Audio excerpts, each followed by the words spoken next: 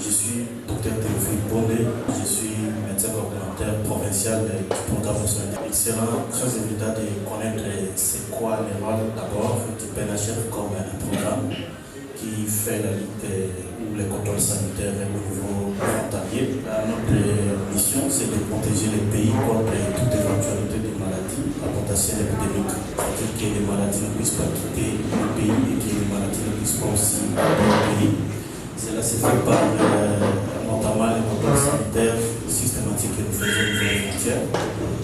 Ces contrôles-là, c'est d'abord le contrôle des personnes, le contrôle des véhicules, ainsi que le contrôle des marchandises, c'est-à-dire les produits toxiques, stupéfiants et soporifiques que nous contrôlons. Ça, c'est la grosso modo ce que nous faisons dans l'état normal. Ça, c'est dans notre mission.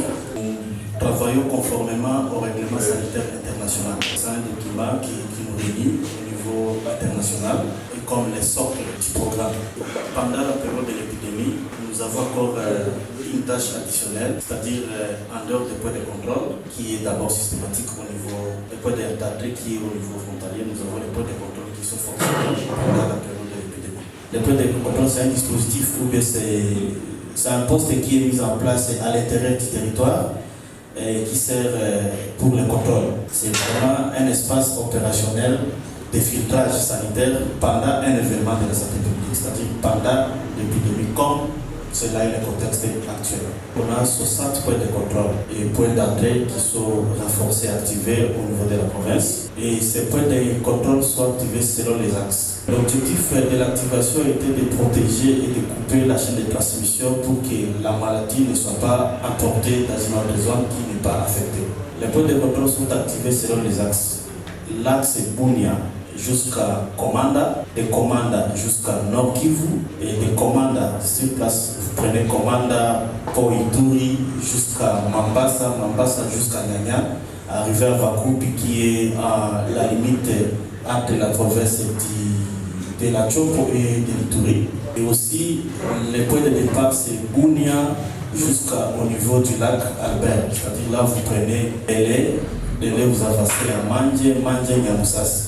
Ce sont les points de contrôle qui sont activés. Nous sommes au point de contrôle pour capter les alertes, c'est-à-dire des cas qui sont suspects et que vous, une fois vous captez, vous les référez. Ce que nous faisons le contrôle sanitaire par les différents actes que nous posons. Ce contrôle sanitaire constitue également la prise de température systématique de toute personne ou de tout passager ou de tout voyageur qui passe par les points de contrôle. À part la prise de température, il y a le lavage systématique des mains que nous faisons avec tout le monde qui passe par les points de contrôle. Au cas où nous détectons un cas suspect, il y a un système de référencement, un cas suspect au niveau des points de contrôle, c'est-à-dire un cas qui présente par exemple la fièvre, à part les signes évocateurs de la maladie AMV que nous pouvons aussi détecter au niveau des points de contrôle.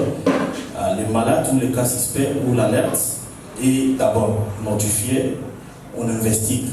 Après avoir fait l'investigation primaire, il sera transféré au niveau de CTI pour une meilleure prise en charge, c'est-à-dire pour faire encore l'investigation secondaire. Au total, nous avons eu à notifier 222 cas suspects qui sont passés, c'est-à-dire des alertes. Et dans ça, il y a aussi l'objectif n'est pas seulement de détecter les cas suspects, mais d'apercevoir aussi les corps sans vie, c'est-à-dire les restes humains qui passent d'une région à une autre. Nous connaissons les mouvements, la mobilité de la population, il y a même les corps sans vie qui quittait. Pourquoi le corps est atterré à Bunia? C'est un problème un peu culturel aussi. Quelqu'un qui décède ici à Bunia, coûte que coûte, la famille veut que le monsieur parte ou que le monsieur soit enterré au Nord Kivu.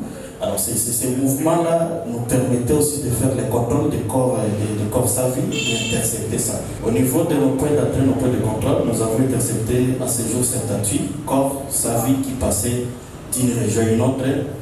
Et puis par rapport au dépistage, c'est-à-dire les cas ou les alertes qui sont validées sont au nombre de 264.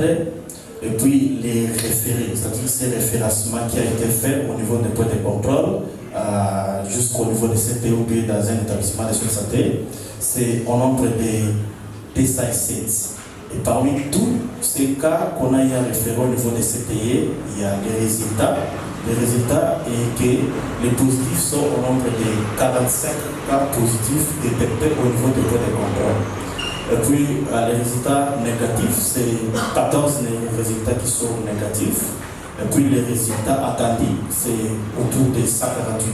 Vous allez comprendre avec moi qu'un résultat positif de 45 personnes que vous avez fait arrêter, que vous avez détecté au niveau des points de contrôle et que ces gens-là, s'ils partaient là où ils étaient destinés qu'ils soient, ça devrait déjà être une bombe aussi. Donc le travail est en train d'être fait vraiment à ce point-là. Aussi avec le dynamisme de l'épidémie, cela nous a permis d'anticiper certaines activations des points de contrôle. Parce que trop d'activation sur un même axe peut aussi affaiblir la surveillance que vous faites. On voit la cartographie de la mobilité de la population. Là où il fréquente plus, c'est là où nous allons mettre nos dispositifs. Pour le moment, nous avons essayé de cartographier toutes les zones qui sont en problème, c'est-à-dire les zones qui sont affectées, pour nous permettre de découper cette chaîne de transmission, c'est-à-dire d'être vraiment en contrôle sur cette mobilité de la population. Et puis aussi, il y a des zones qui sont en réponse. Toutes ces provinces voisines, et aussi, ils ont des points de contrôle qu'ils doivent activer de leur côté. Je prends par exemple les Trosso, Nyanya jusqu'à Kisangani. C'est au moins 300 de kilomètres. Nous, on va se limiter à quel niveau? On aille à activer à Passy. Et de là, on va se limiter au niveau d'Avakoup. C'est presque 10 km entre Nyanya et Avakoup, la frontière, la limite. Mais à partir d'Avakoup jusqu'à arriver à Kisangani, c'est 300 de kilomètres. Nous, on ne peut pas aller là-bas. Nous, on se limite dans notre concret.